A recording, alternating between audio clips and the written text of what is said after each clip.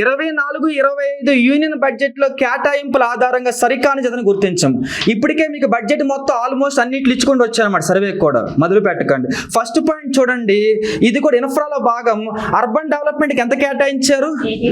82,577 కోట్లు, రైటే. రెండవది నార్త్ ఈస్టర్న్ స్టేట్స్ డెవలప్మెంట్కి 5,900 కోట్లు, రైటే. మూడవది ఐటీ టెలికాం డెవలప్మెంట్కి 1,16,342 కోట్లు, రైటే. మరి రాంగ్ ఎవరున్నారు? వాణిజ్యం పరిశ్రమలు కేటాయించింది 47,559 కోట్లు. ఓకే, 47,559 కోట్లు.